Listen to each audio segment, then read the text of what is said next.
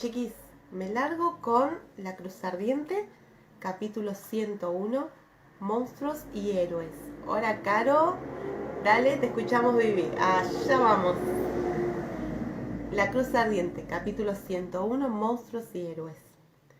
Los niños, muy ilusionados al ver la ballena, tiraban de sus renuentes madres como si fueran cometas. Yo las acompañé, aunque me mantuve a distancia prudente del enorme cadáver. Mientras tanto, Jamie se reponía en la playa. Roger se llevó a Duff aparte para conversar en privado mientras Peter cedía a la somnolencia en el fondo del bote. Aunque el animal había sido arrojado a la playa esa misma mañana, debía de haber muerto hace varios días atrás. Semejante estado de descomposición llevaba tiempo. Pese al hedor, algunos de los visitantes más intrépidos estaban de pie sobre el cadáver y saludaban tan felices a los que habían quedado en la playa. Un caballero, armado con un hacha, arrancaba trozos de carne de su flanco y los dejaba caer en dos grandes cubos. Era el propietario de una posada de la calle Hawthorne. Al reconocerlo, eliminé para mí ese establecimiento de nuestra lista. Por el cadáver pululaban alegremente varios crustáceos pequeños, de hábitos menos escrupulosos. Varias personas, también provistas de cubos, recogían los cangrejos más grandes como si fueran fruta madura. También se habían unido al circo unos 10 millones de pulgas de la arna. Tuve que retirarme a suficiente distancia, frotándome los tobillos. Al mirar playa abajo, vi que Jamie se había levantado para unirse a la conversación. Duff, cada vez más inquieto, paseaba por la vista entre la ballena y el bote. Era obvio que estaba deseoso de volver a su negocio, antes de que la atracción desapareciera por completo. Por fin logró escapar y corrió a su pileta, como perseguido por los fantasmas. Jamie y Roger se acercaron a mí, pero los niños no estaban dispuestos a abandonar a la ballena. Brianna tuvo el detalle de ofrecerse a vigilarlos, a fin de que Marsali pudiera subir al faro cercano, por si el octopus estuviera a la vista. ¿Qué le has dicho al pobre señor Duff?, pregunté a Jamie. Se lo veía muy preocupado. ¿Sí? Pues no tiene por qué. Miró hacia el agua, donde la embarcación de Duff regresaba a toda velocidad al muelle. No he hecho más que ofrecerle un pequeño negocio. ¿Sabe dónde está Lion?, intervino Roger. Parecía inquieto pero excitado. ¿Y si el señor Lion sabe dónde está Bonnet? O al menos sabe cómo hacerle llegar un mensaje. Subamos un poco más, ¿quieres? Jamie, todavía pálido, señaló la escalera de la torre mientras se enjugaba el sudor del cuello.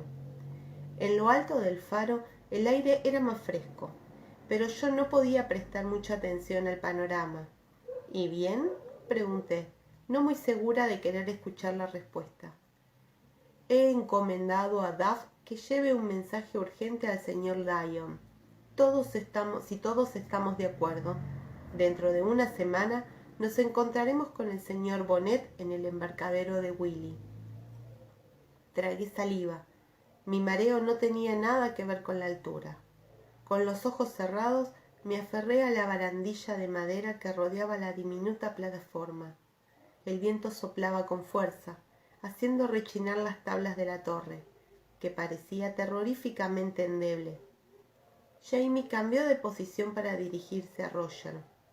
No es un monstruo, le dijo en voz baja. Es solo un hombre, ¿recuerdas? ¿Sería verdad? ¿Era un monstruo lo que asolaba a Brianna y tal vez a su padre? El hecho de matarlo, ¿podría reducirlo otra vez a la simple condición de hombre? Lo sé. La voz de Roger era firme, pero le faltaba convicción. Abrí los ojos. El océano se extendía ante mí en un banco de niebla. Era vasto y bello, y estaba desierto. Se me ocurrió que era muy posible caer desde el extremo del mundo. Navegaste con nuestro Stephen, ¿verdad? ¿Durante cuánto tiempo? 2 meses, 3, casi 3, respondió Roger. Nuestro Stephen. ¿Qué pretendía Jamie con ese posesivo tan familiar? Él asintió, sin dejar de contemplar el ir y venir del mar. La brisa liberaba hebras de pelos de sus ataduras y las hacía brillar como llamas, pálidas a la luz del día. Entonces lo conoces lo suficiente. El joven apoyó su peso contra la barandilla. Era sólida, pero estaba mojada y pegajosa por la llovizna medio seca, allí donde la había alcanzado la espuma de las rocas. Lo suficiente, repitió. ¿Lo suficiente como para qué? Jamie lo miró a la cara con los ojos entornados para protegerlos del viento, pero brillantes como navajas. Lo suficiente como para saber que es un hombre, nada más. ¿Y qué otra cosa podría ser? Roger percibió el filo en su propia voz. Jamie volvió a contemplar el mar, sombreándose los ojos con una mano, pues estaba de cara al sol poniente. Un monstruo, dijo suavemente, menos que un hombre, o más. Roger abrió la boca para replicar, pero descubrió que no podía, pues era un monstruo lo que ensombrecía de miedo su propio corazón. ¿Qué pensaban de él los marineros? Claire se inclinó por encima de la barandilla para mirarlo, desde el otro lado de Jamie. El viento se apoderó de su cabellera y la sacudió en una nube voladora, tempestuosa como el cielo distante. ¿En el Gloriana? Él respiró hondo. Una varada de ballena muerta fue a mezclarse con el aroma fecundo de las marismas. Lo respetaban, algunos lo temían. Yo, por ejemplo, tenía fama de ser un capitán duro, pero bueno, competente. Los hombres estaban dispuestos a embarcarse con él porque siempre llegaba a puerto sano y salvo, y sus viajes siempre rendían buenas ganancias.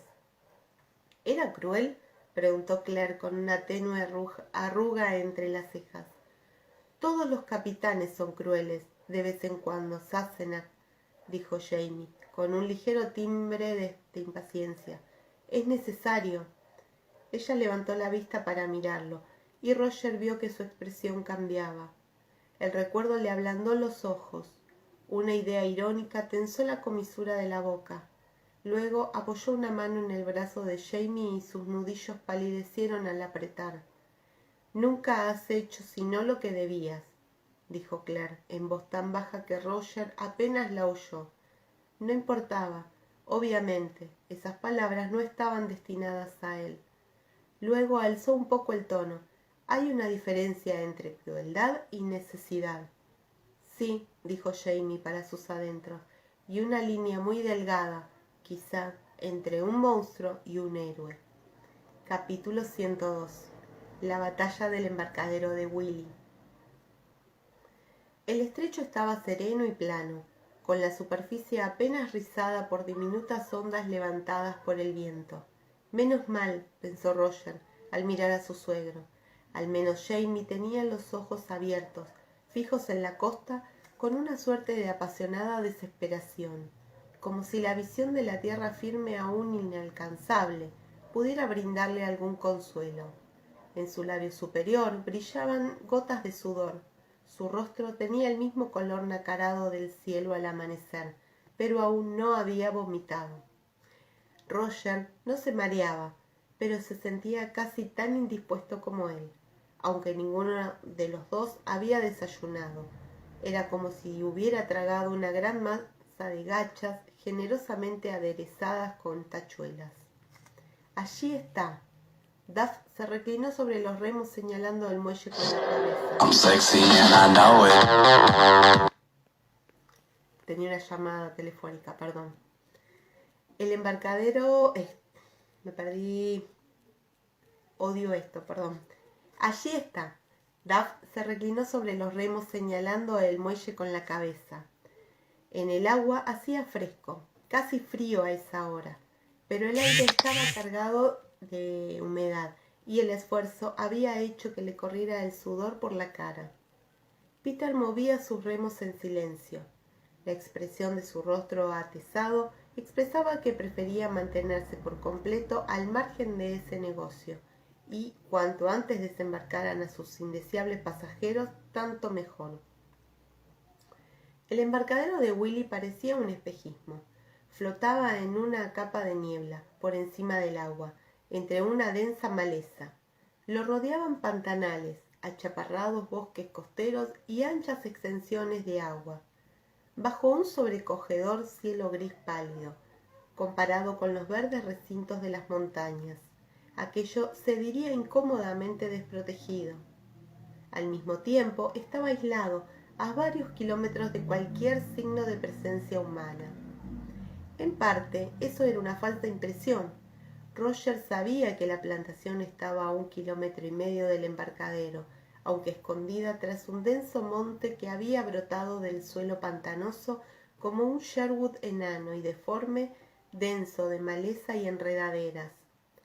El embarcadero en sí consistía en un simple muelle de madera sobre pilotes, junto al cual se levantaba una serie de cobertizos destartalados, descoloridos por la intemperie, hasta asumir un gris plateado que parecía desaparecer contra el cielo. En la costa se veía un bote pequeño en posición invertida. Más allá de los cobertizos, una cerca de palos delimitaba un pequeño corral. De vez en cuando, Willy debía de transportar su ganado por agua. Jamie tocó la caja de cartuchos que pendía de su cinturón, ya para tranquilizarse, ya para verificar que todavía estuviera seca. Sus ojos evaluaron el cielo. Entonces Roger cayó en la cuenta de que si llovía, quizá no podrían confiar en las pistolas. La pólvora se apelotona con la humedad, y si ésta era excesiva, no se encendería. Lo último que deseaba era enfrentarse a Stephen Bonnet con un arma inútil. Solo es un hombre, se repitió para sus adentros. Si permitía que su mente le asignara proporciones sobrenaturales, estaba perdido. Buscando a ciegas una imagen que lo tranquilizara, se fijó en el recuerdo de Stephen Bonnet, sentado en la proa del Gloriana, con los pantalones caídos hasta los pies descalzos, la mandíbula floja y los ojos entornados, disfrutando del placer de defecar en paz. Demonios, pensó. Si se imaginaba a Bonnet como un monstruo, aquello se le hacía imposible. Si se lo imaginaba humano, resultaba peor. No obstante, debía hacerlo. Le sudaban las palmas de las manos. Se la frotó contra los pantalones, sin molestarse en disimular. Llevaba un puñal a la cintura junto con el par de pistolas. La espada estaba en el fondo del bote, sólida dentro de su vaina. Al pensar en la carta de John Gray, en los ojos del capitán Marsden, sintió un sabor amargo y metálico en el fondo de la garganta. A una indicación de Jamie, la pireta se acercó despacio al embarcadero. Todos a bordo estaban alerta a cualquier señal de vida. ¿No vive nadie aquí?, preguntó Fraser en voz baja, inclinado hacia el hombro de Duff para inspeccionar los cobertizos. ¿No hay esclavos? No, gruñó el remero. En estos tiempos Willy no utiliza el embarcadero tan a menudo, pues ha construido un camino nuevo desde su casa. Va hacia el interior y sale al camino principal a Edenton. Jamie lo miró con aire cínico. Y como Willy no lo usa, hay otros que lo aprovechan, ¿no? Roger vio que el muelle estaba bien situado para el contrabando. Desde tierra no se veía, pero el acceso resultaba fácil desde el estrecho. Lo que a primera vista había tomado por isla a su derecha era en verdad un laberinto de bancos de arena que separaban de la parte mayor el canal que conducía al embarcadero de Willy. Había por lo menos 4 canales menores que se adentraban en los bancos de arena. 2 de ellos habrían dado cabina a un queche de buen tamaño. Duff rió entre dientes. Hay un pequeño camino de conchas que lleva a la casa, amigo. Si alguien viene por allí, lo sabrá usted con tiempo. Peter se removió, inquieto, señalando los bancos de arena con la cabeza. Marea, murmuró. Sí, no tendrán que esperar mucho. O sí, todo depende. El escocés sonrió de oreja a oreja como si eso le pareciera muy gracioso. ¿Por qué?, preguntó Jamie, que no le encontraba la gracia. Ahora que la salvación estaba a mano, se sentía algo mejor. pero obviamente no estaba de humor para chistes. La marea está subiendo. Duff dejó de remar lo justo para quitarse la horrible gorra y enjugarse la frente medio calva.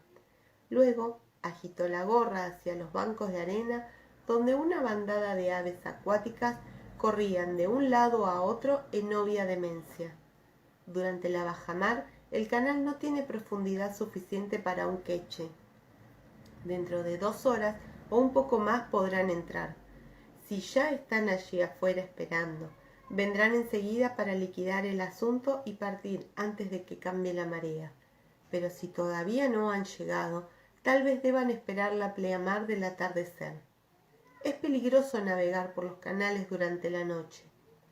Bonnet no es de los que se asustan por un poco de oscuridad, pero si no lleva prisa, es posible que se demore hasta la mañana siguiente. Sí, es posible que deban ustedes esperar bastante. Roger se percató de que estaba conteniendo el aliento y lo dejó escapar. Luego inhaló profunda, lentamente. El aire olía a sal y a pinos, con un dejo de pescado muerto. Así que sería muy pronto, o quizás no fuera hasta la caída del sol, o hasta el próximo amanecer. Él deseaba que fuera pronto, y al mismo tiempo no. La pireta se deslizó junto al muelle. Duff proyectó un remo contra uno de esos pilotes incrustados de percebes para hacerla girar con habilidad.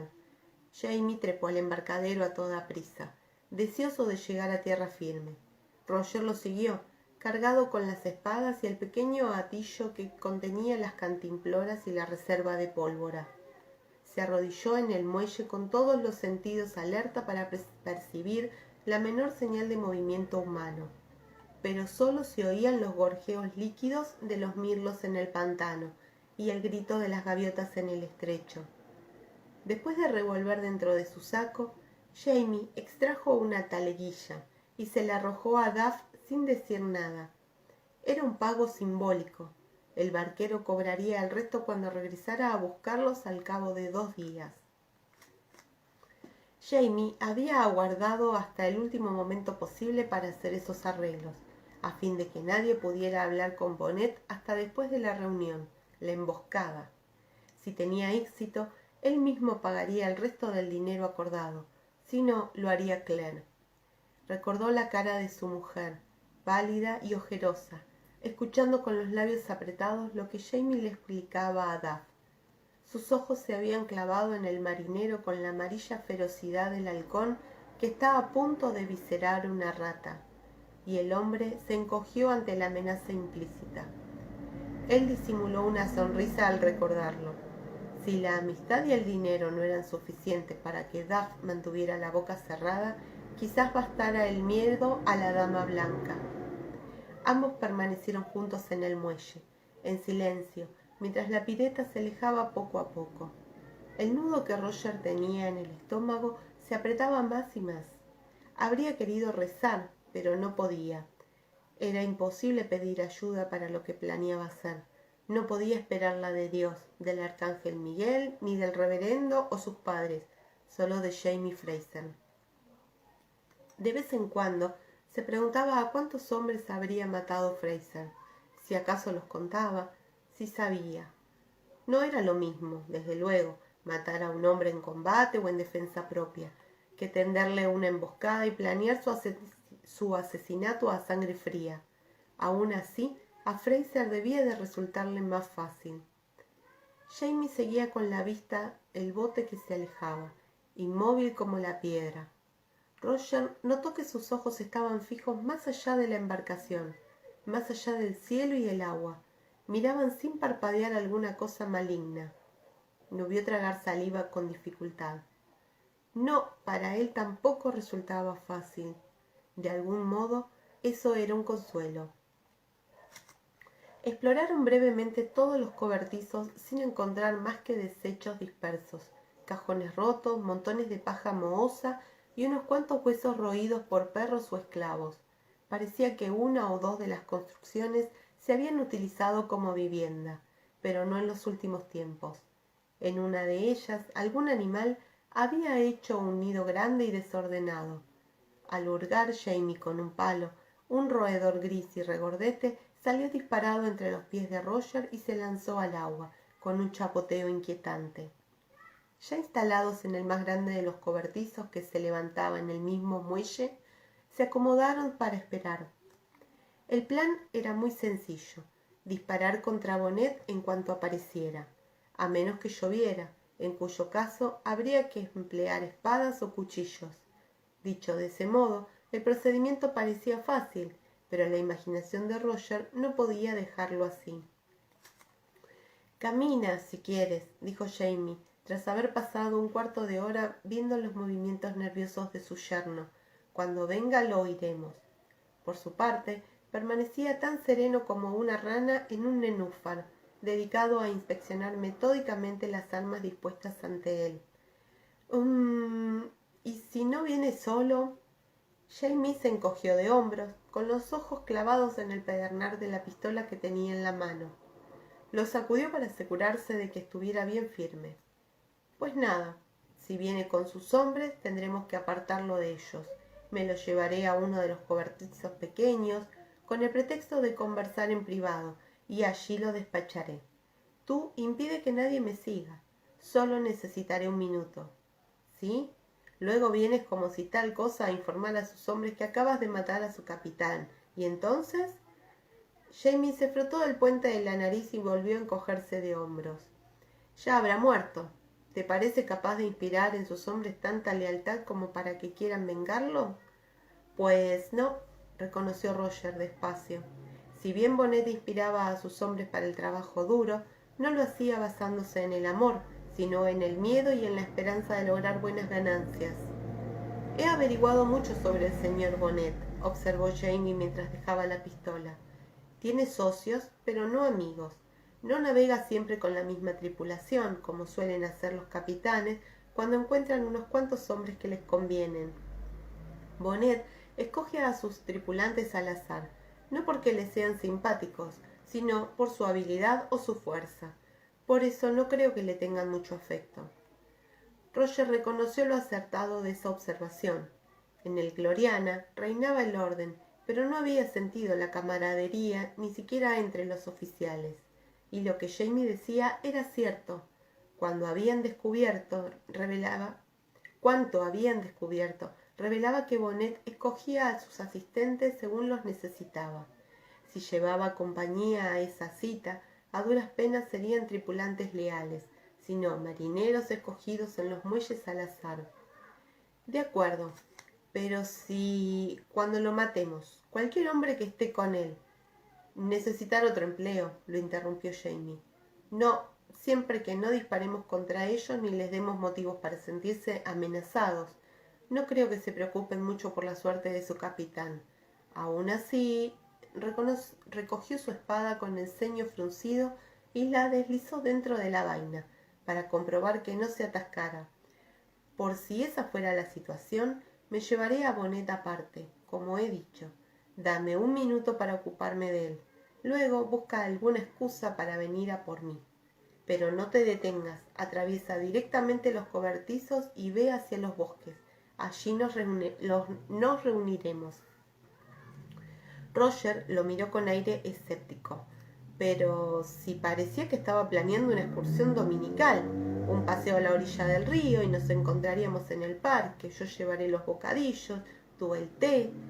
Carraspeó una y otra vez. Por fin cogió una de sus pistolas. El peso en su mano, frío y sólido, era tranquilizador. Bueno, solo una cosa más. De Bonnet me encargo yo. Fraser le clavó una mirada penetrante. Él se la sostuvo, atento al pulso que empezaba a martillar dentro de sus oídos. Su suegro iba a hablar, pero calló. Lo miraba con aire pensativo. Y él podía oír los argumentos. Latían en su oído interior, junto con el pulso, tan audibles como si Jamie los hubiera dicho en voz alta. Nunca has matado a nadie, ni siquiera sabes lo que es una batalla. No tienes puntería, con la espada apenas te defiendes. Peor aún, tienes miedo a ese hombre, y si lo intentas y fallas...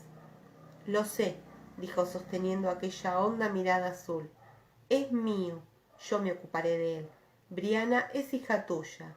Sí, pero es mi esposa. Fraser parpadeó y apartó la vista.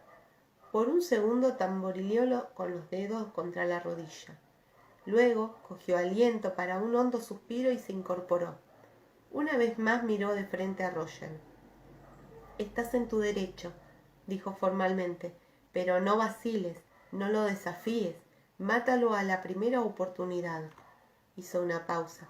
Y si caes, ten la seguridad de que yo te vengaré. La masa de tachuelas que tenía en su vientre pareció ascender hasta la garganta. Tosió para desalojarla y tragó saliva. Estupendo, dijo. Y si caes tú, seré yo quien te vengue. ¿Trato hecho? Fraser no se rió, y en ese momento Roger comprendió por qué sus hombres lo seguían a donde fuera y harían lo que él ordenara. Se limitó a mirarlo durante un largo instante y luego asintió. Un extraño trato, dijo Jamie con suavidad al cabo. Gracias. Y desenvainó el puñal para pulirlo. No tenían reloj, pero tampoco lo necesitaban. Aún con el cielo encapotado y el sol invisible, era posible sentir el paso de los minutos, el movimiento gradual de la tierra, según iban cambiando los ritmos del día. Los pájaros que cantaban al amanecer dejaron de hacerlo. Comenzaron los que cazaban por la mañana. El chapoteo del agua contra los pilotes cambió de tono, pues la marea creciente retumbaba en el espacio abierto bajo el muelle. La pleamar llegó y pasó. El retumbo bajo el muelle se tornó hueco al descender el agua. En los oídos de Roger el pulso iba aflojando junto con los nudos de sus tripas. De pronto algo golpeó el muelle. La vibración corrió por las tablas del cobertizo. Jamie se levantó al instante con 2 pistolas en el cinturón y otra en la mano. Inclinó la cabeza hacia Roger y salió. El joven ajustó sus pistolas en el cinturón y después de tocar la empuñadura del cuchillo para asegurarse, fue tras él. Por un momento vio el bote, la madera oscura de su barandilla que asomaba por encima del borde del muelle. Un segundo después estaba en el cobertizo más pequeño, a la derecha. Jamie había desaparecido. Debía de estar en su propio puesto, a la izquierda. Se apretó contra la pared para espiar por la ranura entre el gozne y la puerta. El bote se movía despacio a lo largo del muelle, todavía sin amarras. Solo alcanzaba a ver un fragmento de la popa. El resto quedaba fuera de la vista. De cualquier modo, no podía disparar hasta que Bonnet apareciera en el muelle. Después de secarse las palmas contra los pantalones, extrajo la menor de sus 2 pistolas. Por milésima vez verificó que el pedernal y la carga estuvieran en condiciones. El metal del arma olía a aceite. El ambiente estaba húmedo, la ropa se le pegaba al cuerpo. ¿Se encendería la pólvora? Volvió a tocar el puñal y, una vez más, repasó las instrucciones de Fraser. La mano sobre su hombro, clávalo por debajo del esternón con fuerza. Si estás a su espalda, en el riñón, de abajo a arriba. Santo Dios, ¿podría hacerlo cara a cara? Sí, hasta deseaba que fuera cara a cara. Quería ver... Un rollo de cuerda cayó contra las tablas.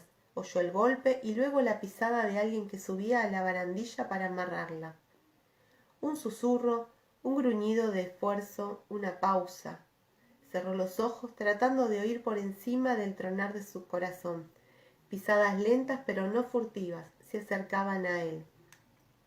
La puerta estaba entornada.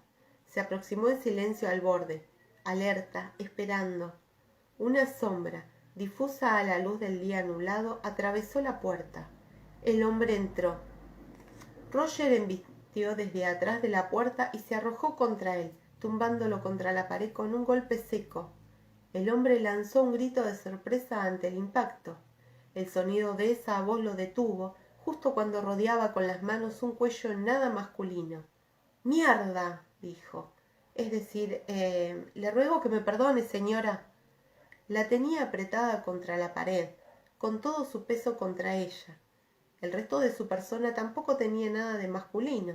Con las mejillas encendidas dio un paso atrás jadeante. Ella se sacudió como un perro.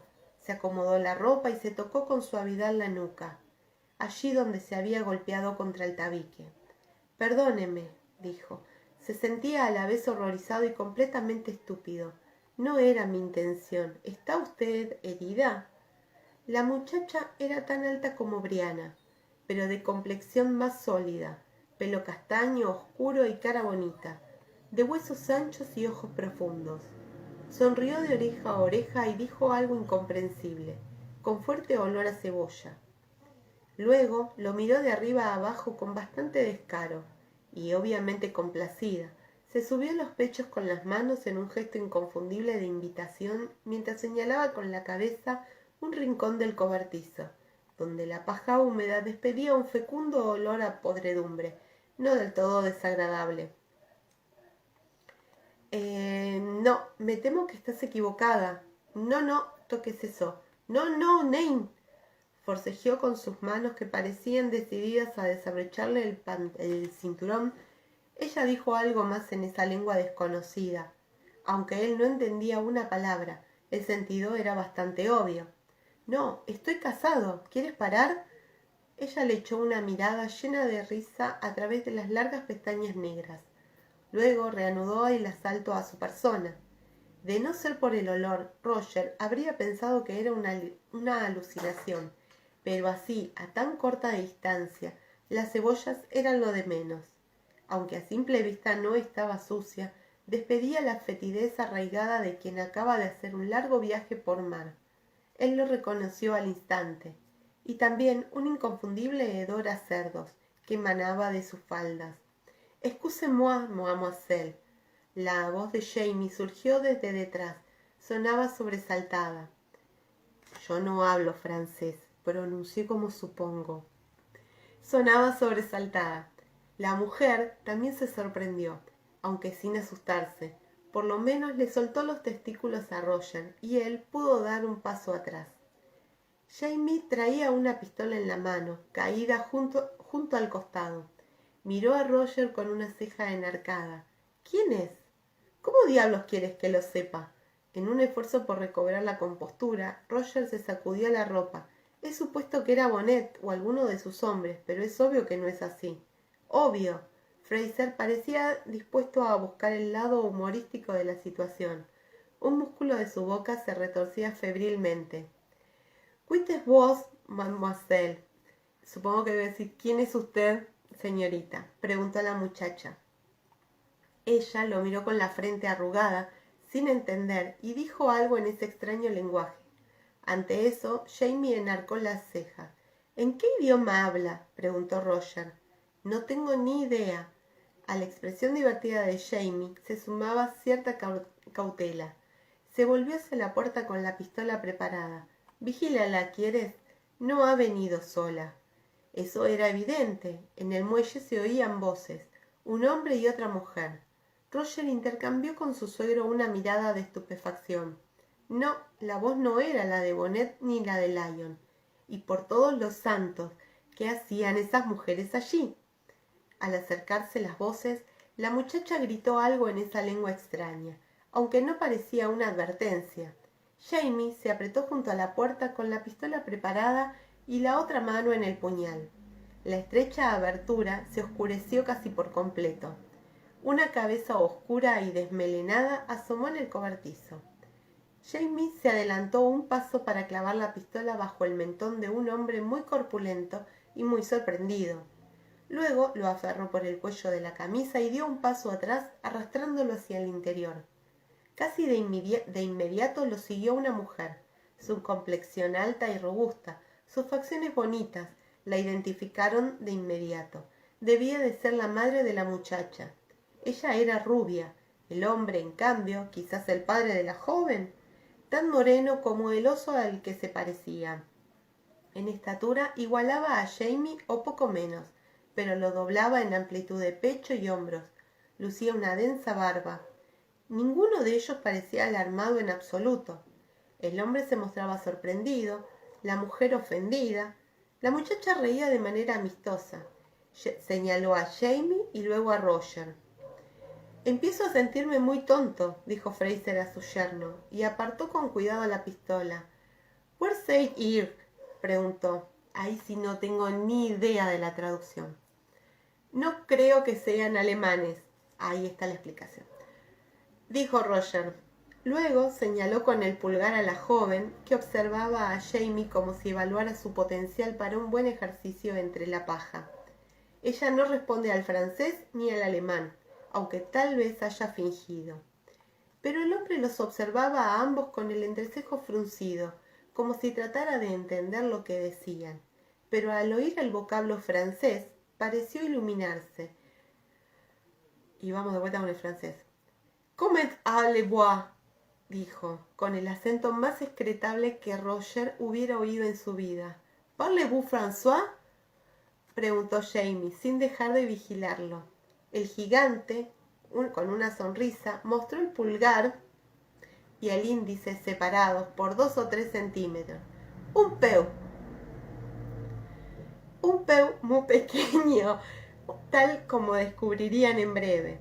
El hombre sabía unas 10 o 12 palabras de francés, lo suficiente como para presentarse. Mikhail Chemodurov, su esposa Iva y Karina, su hija. «Rushki», dijo, plantándose una mano en el pecho carnoso. «¿Rusos?» Roger los miraba, estupefacto. Jamie, en cambio, parecía fascinado. «Nunca había visto un ruso», dijo. «Pero por los clavos de Cristo, ¿qué hacen aquí?»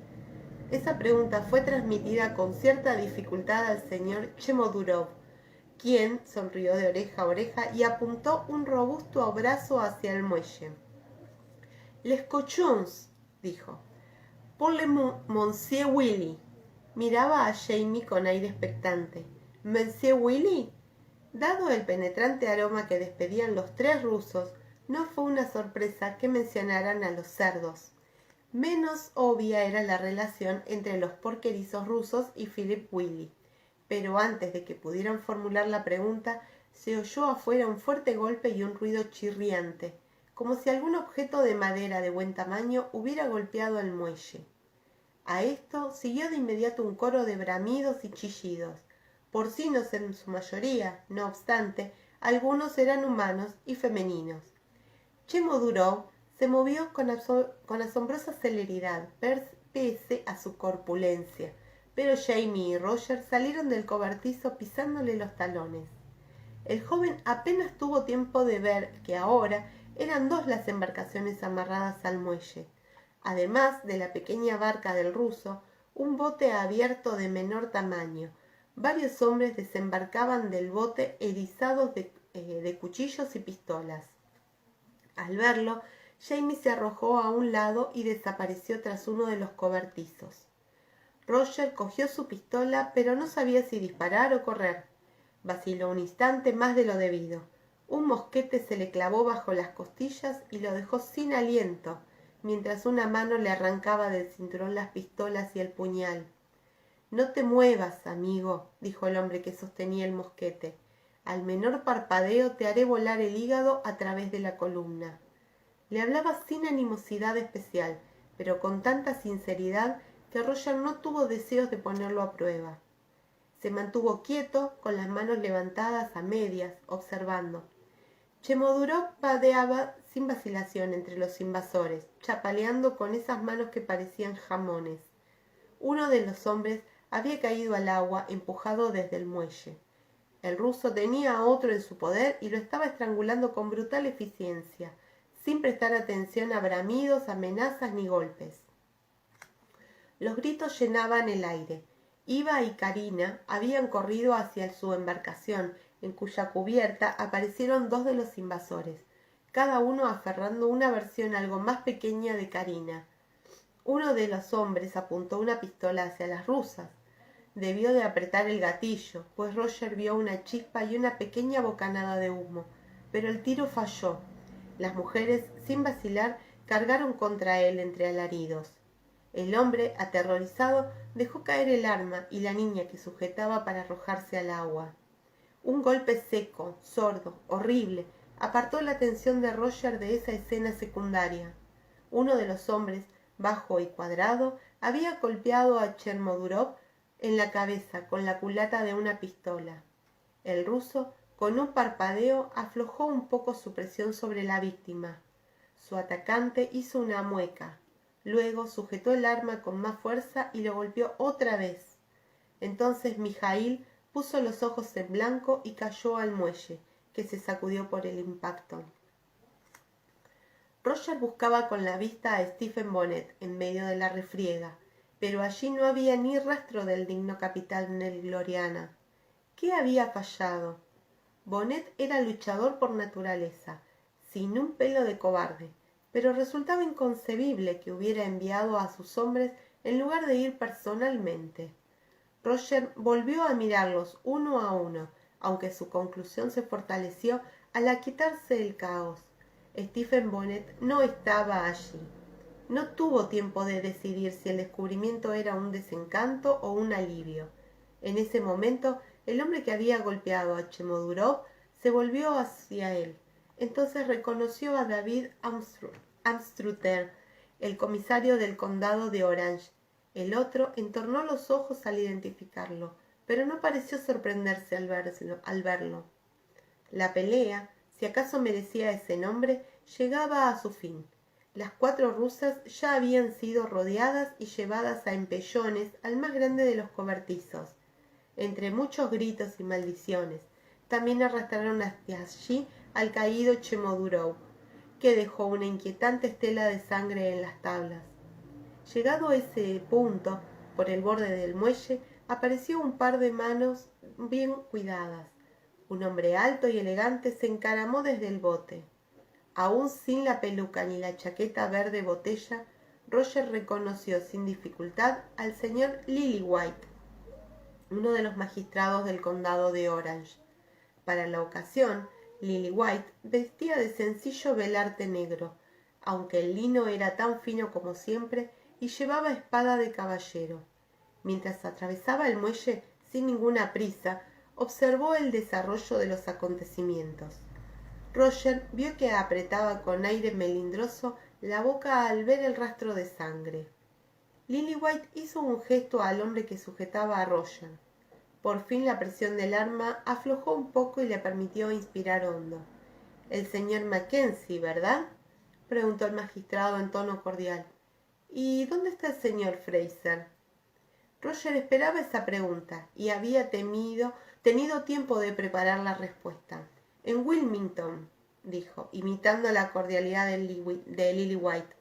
«Usted también se ha alejado mucho de su territorio, ¿verdad, señor?». Por un segundo, el hombre encogió las fosas nasales, como si oliera algo desagradable. Y así era, por cierto, aunque Roger dudaba de que fuese la fetidez de los cerdos lo que causaba su malestar.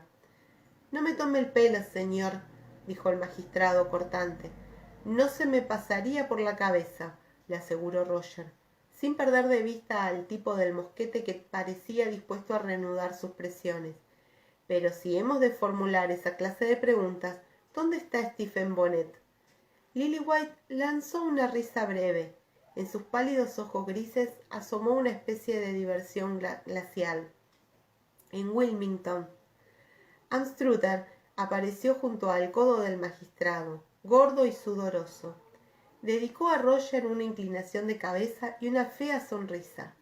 «Mackenzie, encantado de verlo otra vez. ¿Dónde está su suegro? Y lo más importante, ¿dónde está el whisky?». Lillywhite lo miró con el ceño fruncido. «¿No lo habéis encontrado?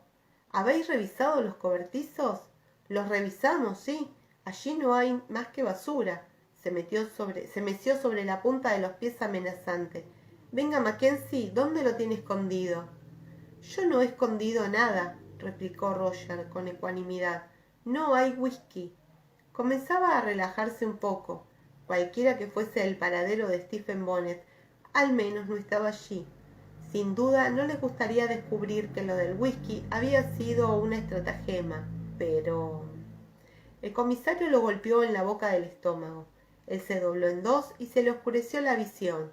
Luchó en vano por respirar, combatiendo el destello del pánico al revivir su ahorcamiento, la oscuridad, la falta de aire. En los márgenes de su campo visual surgieron manchas luminosas. Cogió aliento entre jadeos. Estaba sentado en el muelle con las piernas extendidas hacia adelante, y el comisario lo aferraba por el pelo. «Haz otro intento», le aconsejó Anstruther, al tiempo que lo sacudía con fuerza por la cabeza. El dolor resultó más irritante que penoso. Roger lanzó un sólido puñetazo al muslo del comisario. El hombre dejó escapar un chillido y lo soltó para saltar hacia atrás. «¿Ha buscado usted en la otra embarcación?», inquirió Lillywhite, sin prestar atención al sufrimiento del comisario. Anstruther clavó en Roger una mirada fulminante, mientras se frotaba el muslo, pero negó con la cabeza a modo de respuesta. «Allí no había más que cerdos y las muchachas. ¿Y de dónde diablos han salido esos?», preguntó. «De Rusia». Roger tosió. El dolor le hizo apretar los dientes. Se levantó con lentitud, con un brazo cruzado sobre el vientre para evitar que se le desparramaran las entrañas. El comisario cerró un puño ya preparado, pero Lillywhite lo detuvo con un gesto. Luego miró a Roger con incredulidad. «¿De Rusia? ¿Qué tienen ellos que ver en este asunto?» «Nada, que yo sepa. Han llegado poco después que yo». El magistrado lanzó un gruñido. Parecía disgustado. Reflexionó un momento, ceñudo, y luego decidió probar otro enfoque. «Fraser tenía un acuerdo con Milford Lyon. Yo he asumido la parte del señor Lyon en ese acuerdo. Es absolutamente correcto que usted me entregue el whisky», dijo, tratando de infundir un tono de cortesía comercial a su voz. «El señor Fraser ha hecho otros arreglos», explicó Roger con igual cortesía. «Me ha enviado para que informara al respecto al señor Lyon». Eso pareció desconcertar a Lillywhite. Miraba al joven de hito en hito, proyectando y metiendo los labios fruncidos, como si evaluara su sinceridad. Roger le devolvió una mirada inexpresiva, rogando porque Jamie no le arruinara la mentira con una reaparición inoportuna. «¿Cómo ha llegado usted aquí?», interpeló Lillywhite de pronto. «Si no ha viajado en ese bote...» «He venido por tierra, desde Edenton», bendijo para sí a Duff por esa información mientras señalaba, como si nada por encima de su hombro. «Por allí hay un camino de conchas». Los dos lo miraban fijamente, pero él le sostuvo la mirada sin amilanarse. «Algo me huele mal, y no es el pantano». Anstruther olfateó a modo de ejemplo, luego bufó. «¡Ah, qué peste!». Lillywhite, sin prestarle atención, seguía observando a Roger con los ojos entornados. «Tendré que importunarlo por un momento más, señor Mackenzie», dijo, y se giró hacia el comisario. «Póngalo con los rusos, si es que lo son». Anstruther aceptó esa misión con presteza, azuzando a Roger en las nalgas con la boca del mosquete. Lo obligó a caminar hacia el cobertizo donde había encerrado a los rusos. El joven apretó los dientes. Se preguntaba hasta qué altura rebotaría el comisario si alguien lo levantaba para estrellarlo contra las tablas del muelle. Los rusos se habían apiñado en un rincón del cobertizo, donde las mujeres atendían solícitamente al padre y esposo herido, pero todos levantaron la vista al entrar Roger con un parloteo de saludos y preguntas incomprensibles. Él sonrió hasta donde pudo y apoyó la oreja contra el tabique, a fin de escuchar lo que Lillywhite y compañía se traían entre manos. En un principio había albergado la esperanza de que aceptaran su explicación y se fueran. Aún era posible que lo hiciesen, una vez convencidos de que en realidad no había whisky escondido en el embarcadero, pero ahora se le ocurría otra posibilidad mucho más inquietante. Por la conducta de los hombres era obvio que venían con intención de apoderarse del whisky por la fuerza, y el hecho de que Lillywhite hubiera permanecido oculto, desde luego, no podía permitir que se descubriera sus vinculaciones con piratas y contrabandistas. Tal como estaban las cosas, puesto que no había whisky, Roger no podía denunciar ningún delito por parte de Lillywhite. Aunque la ley no permitía el contrabando, tales arreglos eran tan comunes en la costa que el mero rumor no perjudicaría su reputación dentro de su condado. Por otra parte, Roger estaba solo, al menos eso pensaba Lillywhite. Obviamente el magistrado tenía algún vínculo con Stephen Bonnet, y eso así bien podía salir a la luz si Roger y Fraser empezaban a hacer preguntas. La operación en que Lillywhite estaba involucrado era tan peligrosa como para que se plantease matar a Roger a fin de evitar que se supiera. Tenía la inquietante sensación de que esos dos podían llegar a esa conclusión. Eran capaces de llevarlo al pantano, matarlo y hundir su cadáver. Luego anunciarían a sus compañeros que él había regresado a Edenton, aunque alguien rastreara a los miembros de esa banda y lograra hacerlos hablar, dos factores de los más improbables, que no se podría probar nada. Ahora afuera se oían muchos golpes, gradualmente reemplazados por voces lejanas, mientras volvían a inspeccionar los cobertizos y se extendía la búsqueda al pantano próximo. A Roger se le ocurrió entonces que Lillywhite y Anstruther podían haber ido con la intención de matarlos, a él y a Jamie, después de coger el whisky. En ese caso, ahora habría menos posibilidades de impedirlo, puesto que ya estaban preparados.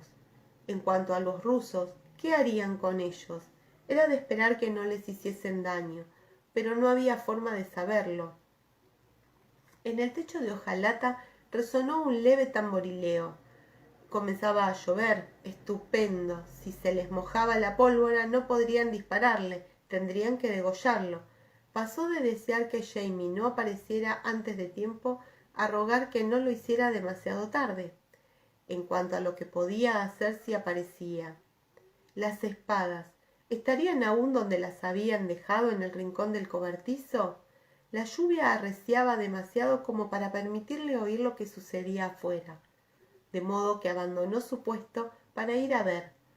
Los rusos levantaron la vista con una mezcla de cautela y preocupación. Él sonrió, indicándoles por pequeños gestos que no se entrometieran. Sí, allí estaban las espadas. Ya era algo, se dijo, con una pequeña oleada de esperanza.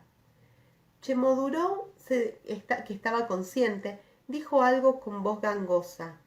De inmediato, Karina se levantó para acercarse a Roger y lo tocó con suavidad en el brazo. Después de coger una de las espadas que él cargaba, la desenvainó con un silbido resonante. Todos dieron un respingo entre risas nerviosas. Ella cerró las manos en torno al pomo y alzó el arma por encima del hombro, como un bateador de béisbol. A continuación se puso en guardia junto a la puerta con un ceño feroz.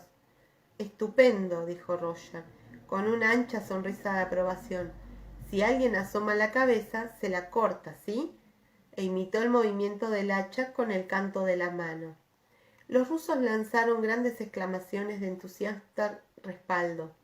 Una de las niñas menores quiso coger la otra espada, pero él sonrió diciendo que muchas gracias, pero prefería conservarla.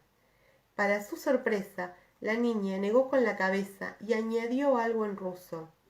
Roger enarcó las cejas sin comprender. Entonces la jovencita le tiró del brazo para llevarlo consigo hasta el rincón. Durante el breve cautiverio habían estado muy ocupadas retirando toda la basura y formando un colchón cómodo para el herido.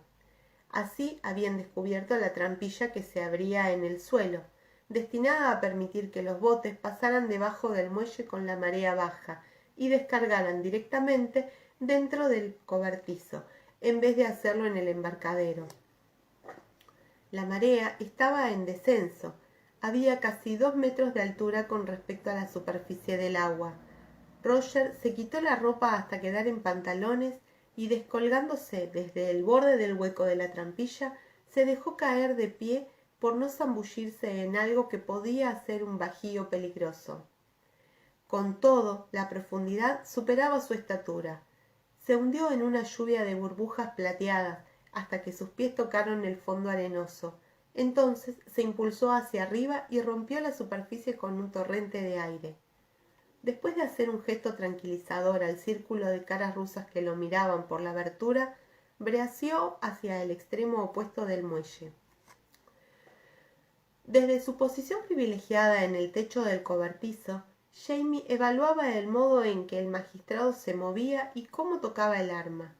Lillywhite se dio la vuelta, acariciando nerviosamente la empuñadura de su espada. Tenía el brazo largo y buen porte. También era veloz, aunque algo espasmódico.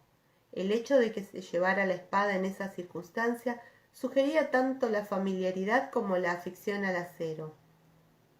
Anstruther estaba fuera de su vista, apoyado contra el muro del cobertizo, bajo el saliente del techo, pero el comisario no lo preocupaba. Era solo un matón de brazo corto. Debemos matarlos a todos. Es la única manera de estar seguros. Lillywhite emitió un gruñido de dudoso asentimiento. Puede ser, pero ¿y los hombres?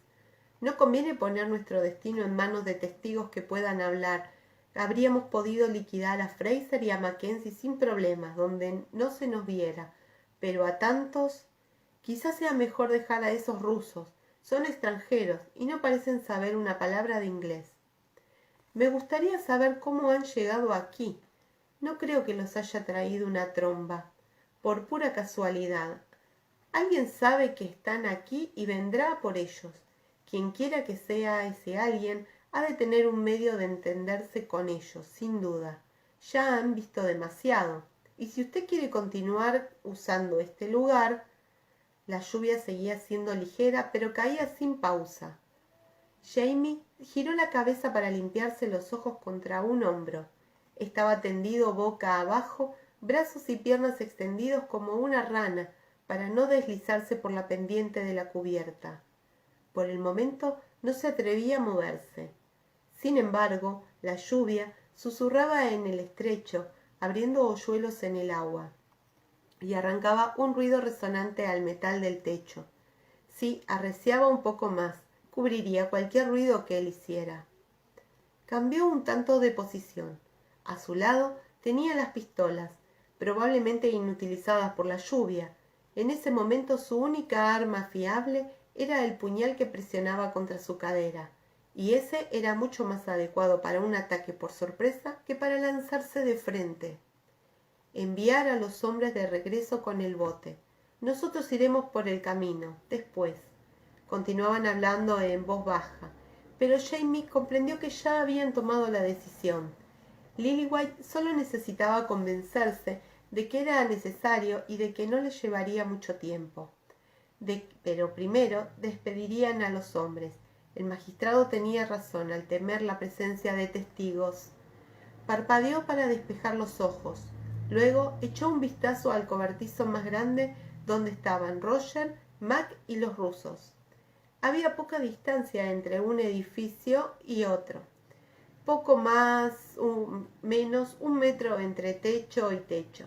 Solo un cobertizo se interponía entre el más grande y él. Pues bien, aprovecharía la partida de los hombres para avanzar por los techos, confiado en que la suerte y la lluvia impidieran a Lillywhite y a Anstruther levantar la cabeza. Se apostaría por encima de la cubierta del cobertizo y cuando entraran para cumplir con su cometido, caería sobre el magistrado desde arriba. Ojalá pudiera partirle el cuello o, al menos, incapacitarlo al instante. Podía contar con que Roger Mac corriera para ayudarlo a dominar al comisario. Dadas las circunstancias, era el mejor plan que podía idear, y no estaba mal, siempre que no resbalara, por supuesto. En ese caso, podía romperse el cuello o una pierna. Al pensarlo, flexionó la izquierda. Los músculos de la pantorrilla aún estaban un poco rígidos. Había cicatrizado, aunque no podía negar esa pequeña debilidad. Se las apañaba bastante bien para caminar, pero eso de saltar de techo en techo... A la fuerza ahorcan, murmuró. Si volvía a estropearse esa pierna, sería mejor que el comisario lo matara antes de que lo hiciera Claire. La idea lo hizo sonreír, pero ahora no podía pensar en ella. Más adelante, cuando hubiera terminado, ya lo haría. Tenía la camisa empapada pegada a los hombros, y la lluvia resonaba en la cubierta de lata como un coro de campanillas. Se deslizó con cuidado hacia atrás para incorporarse sobre las rodillas, listo para arrojarse de nuevo sobre el vientre si alguien levantaba la cabeza. En el muelle no había nadie. Lillywhite y el comisario habían traído a 4 hombres, todos los cuales estaban en la arena blanda, al sur del embarcadero, hurgando entre la hierba que se les pegaba a la cintura.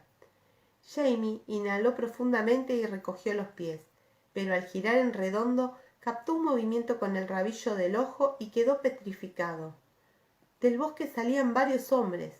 Por un momento pensó que era otra obra de Lillywhite, pero luego cayó en la cuenta de que todos eran negros, todos menos uno.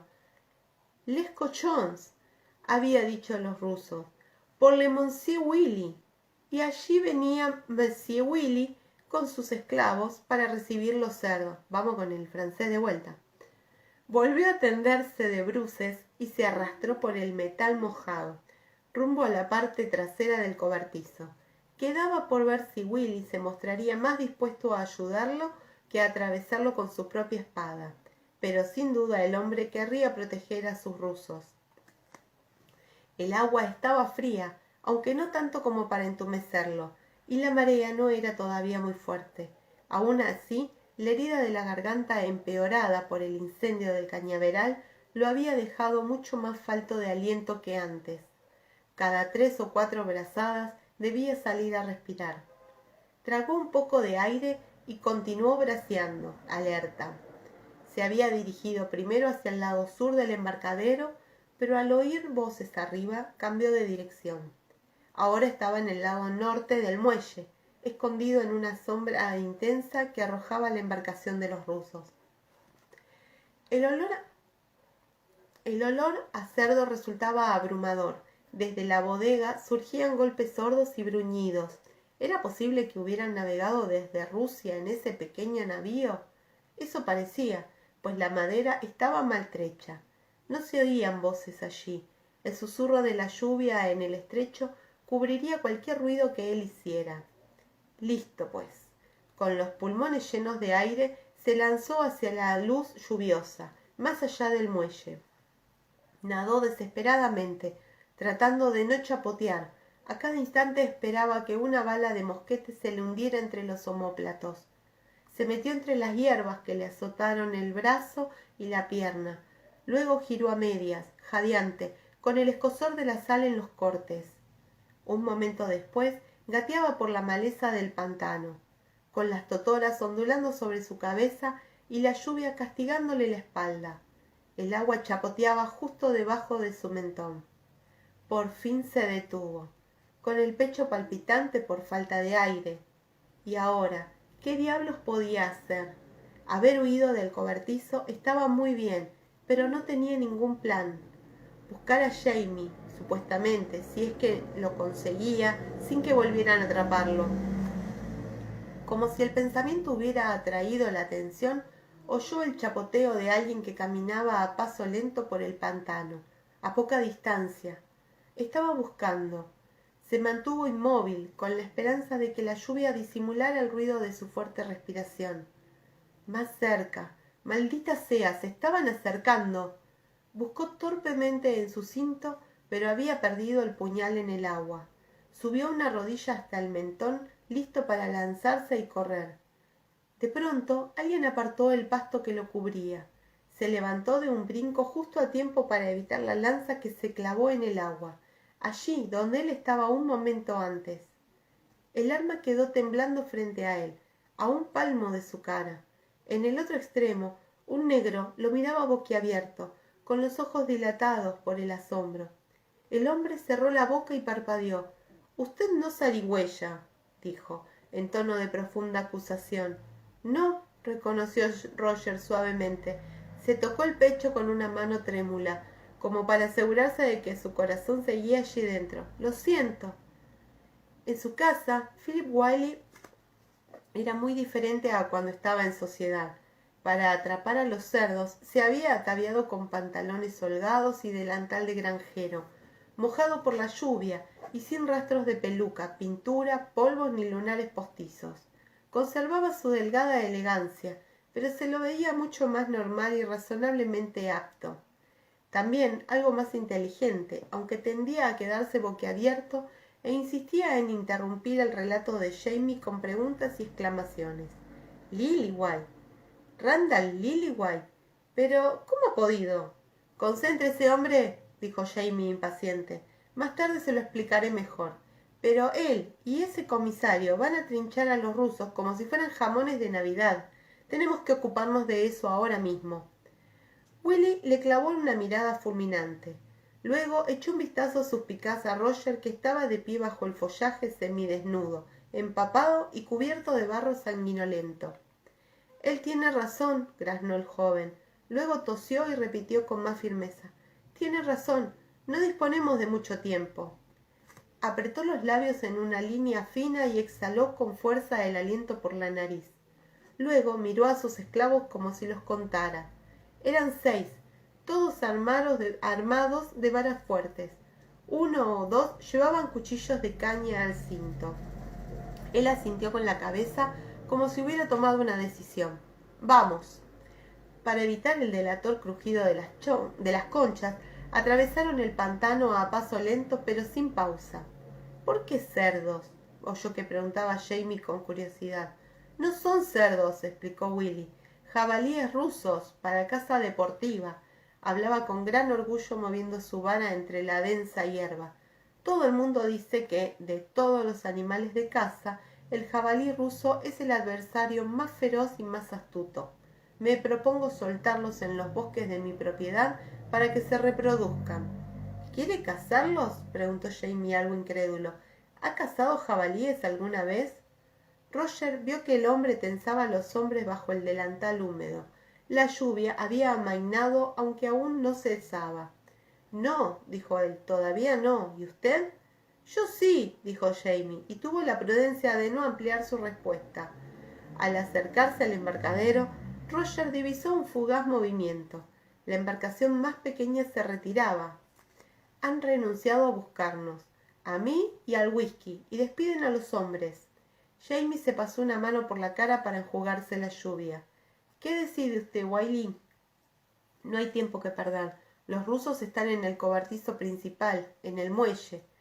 Una vez decidido, Wiley no se andaba con rodeos.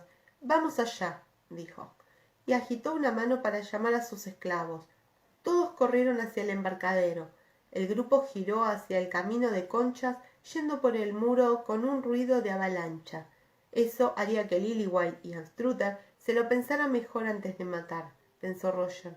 Parecía que todo un ejército enemigo se aproximara. Por su parte, como estaba descalzo, continuaba por el suelo pantanoso, más lento que sus compañeros. Una cara sobresaltada asomó entre los cobertizos y se retiró de inmediato. Jamie, que también la había visto, lanzó uno de sus salvajes gritos de montañés. Wiley dio un respingo, pero luego se unió a él con un aullido. «¡Salid de ahí, cobardes!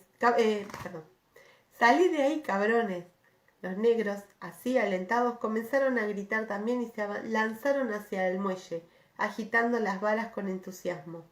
Fue casi una desilusión llegar al muelle y no encontrar a nadie, salvo a los rusos cautivos que estuvieron a punto de decapitar a Philip Wiley al verle abrir la puerta de su prisión sin anunciarse.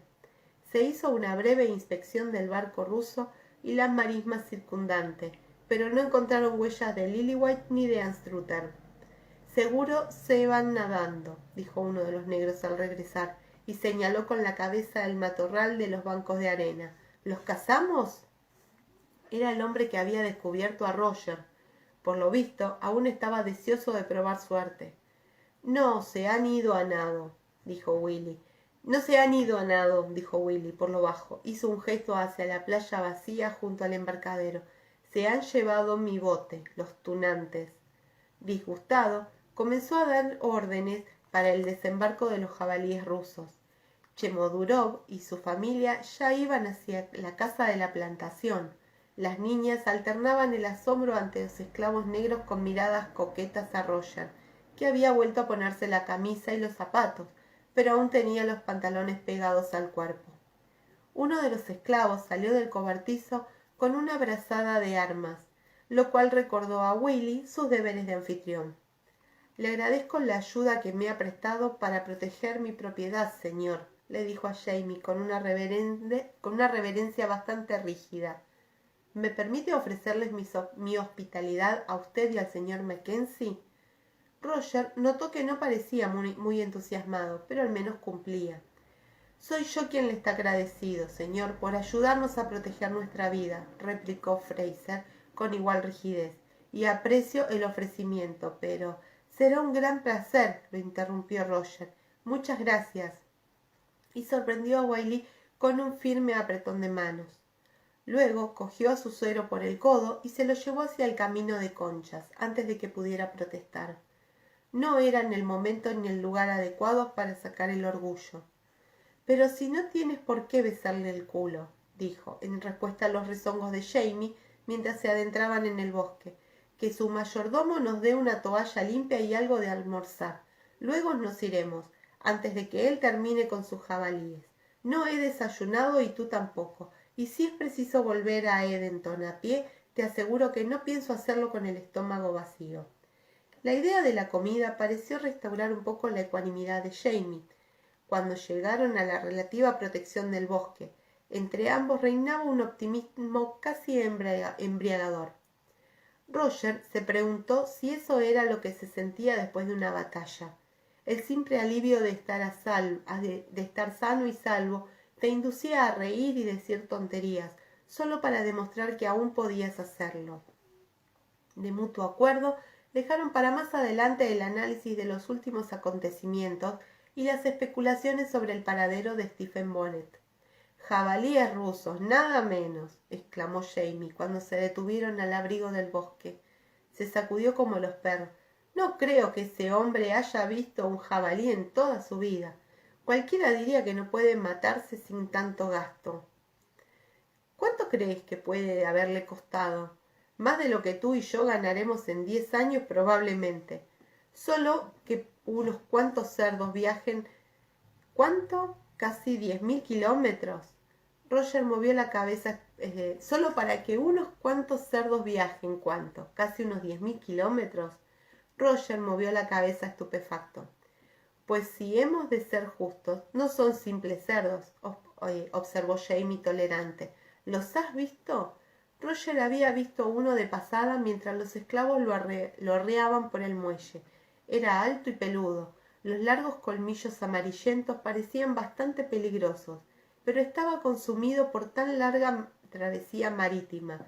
Se le marcaban las costillas y había perdido la mitad del pelaje. Era obvio que las patas aún no le respondían en tierra, pues se tambaleaba como borracho sobre esas pezuñas ridículamente pequeñas. Ponía los ojos en blanco y gruñía de pánico mientras los esclavos lo azuzaban con sus balas y sus gritos. Roger sintió lástima de él. «Sí que son grandes», dijo, «y cuando hayan engordado un poco, supongo que serán todo un espectáculo. Pero no sé si esto les gustará, comparado con Rusia». Señaló con un gesto el bosque húmedo y enmalezado. El aire estaba cargado de lluvia, pero los árboles bloqueaban la mayor parte del agua, dejando una oscuridad perfumada de resina bajo el dosel de robles y pinos. «Bueno, no le faltarán bellotas ni raíces», observó Jamie, «y algún negro de vez en cuando, como postre. Supongo que estarán muy bien». Roger se echó a reír. Jamie gruñó divertido. «¿Crees que bromeo, Es que tú tampoco has cazado jabalíes». «No, tal vez el señor Wiley nos invite a venir y...» Le estalló la nuca. Todo lo demás desapareció. En algún punto recobró la conciencia de un dolor tan grande que el desmayo resultaba inmensamente preferible, pero conciencia también de los guijarros y las hojas que se le pegaban a la cara y de los ruidos cercanos. Ruidos metálicos, golpes sordos y gruñidos de hombres trabados en seria lucha. Se obligó a espabilarse y levantó la cabeza, aunque el esfuerzo hizo estallar fuegos artificiales dentro de sus ojos y le puso al borde del vómito. Se apoyó en los codos, con los dientes apretados. Al cabo de un instante, su vista se despejó, aunque las cosas eran todavía difusas. Tardó un segundo en comprender lo que sucedía. Los hombres estaban unos 3 metros más allá, donde la maleza y los árboles les impedían ver la lucha. No obstante, captó un murmullo. ¡Adiós! Entre los jadeos y los gruñidos. Entonces sintió una aguda punzada de alivio. Jamie estaba con vida. Se irguió sobre las rodillas tambaleante y esperó un momento. Cuando su vista dejó de entrar y salir de la oscuridad, se encontró mirando el suelo, con la cabeza caída hacia adelante. Su espada estaba a pocos pasos, medio cubierta de arena y hojarasca. También una de las pistolas, pero no se molestó en tocarla. Aunque la pólvora estuviera seca, no podría sujetar el arma con firmeza. Falló varias veces, aunque una vez tuvo la mano bien metida en la cazoleta de la espada, se sintió un poco mejor. Ya no la dejaría caer. Por el cuello le corría algo que lo mojaba. Sangre, lluvia, daba igual. Se tambaleó y tuvo que aferrarse a un árbol con la mano libre. Parpadeando para dejar la oscuridad, dio un paso más. Se sentía como el jabalí. El suelo desconocido se movía traicionero bajo sus pies. De pronto pisó algo blando que rodaba y cayó sobre un codo. Al girar con torpeza sobre sí, estorbado por la espada, descubrió que había pisado la pierna de Anstruther. El comisario yacía de espaldas, con la boca abierta y expresión sorprendida. En el cuello tenía un gran corte en derredor. La arena había absorbido mucha sangre, rojiza y maloliente. Retrocedió, y la sorpresa hizo que incorporara sin pensarlo. Lillywhite estaba de espaldas a él con la camisa de hilo mojada y pegada a la piel. Arremetía en una estocada, gruñendo, luego lanzaba un golpe de plano, batida y estoque. Roger movió la cabeza, tratando de librarse de ese estúpido vocabulario de espadachines, pero se quedó jadeando de dolor. Jamie mostraba los dientes en una semisonrisa maniática, en el esfuerzo de seguir el arma de su adversario, pero había visto a su yerno. —¡Roger! —gritó, corto de aliento. —¡Roger! ¡A Jarrett! Otra vez el francés. Lillywhite, en vez de volverse a mirar, embistió, hizo fintas, paró y arremetió. —No soy tan tonto —jadeó. Sin duda pensaba que Jamie lo mentía para inducirlo a mirar hacia atrás. La visión del joven se nublaba de nuevo en los márgenes. Se aferró a un árbol tratando de mantenerse en pie. El follaje estaba húmedo y sus manos resbalaron. —dijo con voz ronca, sin que se le ocurriera ninguna palabra. Alzó la espada. La punta temblaba. Lillywhite dio un paso atrás y giró en redondo, con los ojos dilatados por la sorpresa. Roger embistió a ciegas, sin apuntar, pero con toda la fuerza que le restaba en el cuerpo. La espada penetró en el magistrado por el ojo, con un crujido que corrió por el brazo de Roger. Después de rozar el hueso, el metal se clavó en algo más blando y permaneció adherido allí. Trató de soltar la espada, pero su mano estaba cogida a la cazoleta. Lillywhite quedó rígido. Roger sintió que su vida corría hacia abajo por la espada y trepaba por su propio brazo, veloz e impactante como una descarga eléctrica. Ya despavorido, se retorció en un intento de arrancar la espada. Lillywhite, después de un espasmo, quedó laxo y cayó hacia él, como un enorme pescado. Y él seguía tirando en vano, tratando de librarse del arma. Por fin Jamie le sujetó la muñeca para liberarlo. Luego lo rodeó con un brazo y se lo llevó.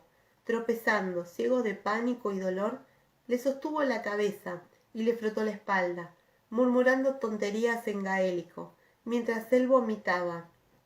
Después le limpió la cara y el cuello con puñados de hojas mojadas y le secó la nariz con la manga de la camisa. —¿Estás bien? —preguntó Roger en medio de todo eso. —Estoy bien, sí. Y tú también, ¿verdad? Por fin pudo ponerse de pie. Su cabeza estaba más allá del dolor. Parecía algo separado de él, algo que rondara cerca sin llegar a tocarlo. Lillywhite yacía boca arriba en la hojarasca. Roger cerró los ojos tragando saliva.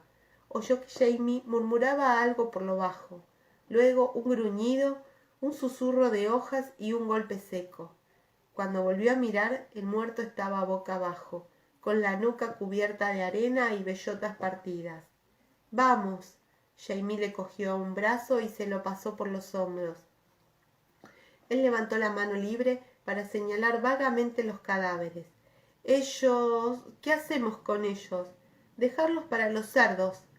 Cuando salieron del bosque ya podía caminar por sus propios medios, aunque tendía a desviarse hacia los lados. Ante ellos se alzaba la casa de Willy, una bonita edificación de ladrillo rojo. Cruzaron el prado sin prestar atención a las miradas de los sirvientes, que se apiñaban en las ventanas del piso de arriba para señalarlos y murmurar entre sí. —¿Por qué? —preguntó Roger, al detenerse para sacudirse las hojas de la camisa. —¿Lo han dicho? —No. Jamie extrajo de la manga algo mojado que debía de haber sido un pañuelo. Después de hundirlo en la fuente ornamental, lo usó para limpiarle la cara. Tras echar una mirada a las sucias vetas resultantes, volvió a aclararlo en la fuente. —La primera noticia que he tenido ha sido el ruido de tu cabeza, cuando Anstruther te ha golpeado. Coge esto, que aún sangras. Cuando me he vuelto a mirar, ya estaba extendido en el suelo, y un momento después una espada se me ha cruzado por las costillas, como salida de la nada. Mira esto. Metió los dedos por un largo tajo abierto en la camisa. Me he agachado tras un árbol, y a gatas he logrado desenvainar a tiempo. Pero ninguno de los dos ha dicho una palabra. Roger presionó con cautela el pañuelo contra la nuca. El contacto del agua fría en la herida le hizo coger aire entre los dientes. ¡Cielos! ¿Es porque tengo la cabeza reventada o en realidad esto no tiene ningún sentido? ¿Por qué se empeñaban tanto en matarnos? Porque nos querían muertos, explicó Jamie, muy lógico, mientras se arremangaba para lavarse las manos en la fuente. ¿Ellos o algún otro? El dolor había decidido volver a instalarse en la cabeza de Roger. Sentía náuseas otra vez. ¿Stephen Bonnet? Si me gustara el juego, lo apostaría todo a él. El joven cerró un ojo a fin de corregir su tendencia a ver dos Jamies. Pero si te gusta el juego, pues ya ves. Jamie se pasó con aire distraído una mano por el pelo revuelto, luego se volvió hacia la casa. Karina y sus hermanas agitaban la mano detrás de la ventana. Lo que me gustaría saber en este momento es dónde está Stephen Bonnet. En Wilmington. Jamie giró en redondo frunciendo el entrecejo. ¿Qué? Que está en Wilmington, repitió Roger. Abrió el otro ojo con cautela, pero todo estaba bien. Había un solo Jamie. Es lo que ha dicho Lillywhite, pero yo pensaba que bromeaba. Su suegro lo miró fijamente un momento. Quiera Dios que haya sido una broma, dijo. No, está bien. Pensé que me pasé a un capítulo más. ¡Wow! Sí, fue así el capítulo. Se movieron todo. Espero que les haya gustado. No sé francés. No sé... Uy, no me sale ahora las palabras de Jamie pronunciarlas, menos alemán, ya dejémoslo ahí. Así que espero que les haya gustado mi lectura. Vi que algunas más o menos mandaban un jajaja con mi francés y bueno, espero que lo hayan pasado bien, que les haya gustado. Y ya en junio me ven de vuelta, las que quieran. Estoy otra vez en otra lectura ya programada. Así que muchas gracias por los comentarios. Ahora los voy a ver. Así que les mando un beso a todas virtual. En tiempo de pandemia y de no poder tocarnos, un abrazo enorme a todas. Gracias por escucharme. Gracias por verme. Les mando otro beso enorme y muchas gracias. Me estoy emocionando. Gracias, chicas.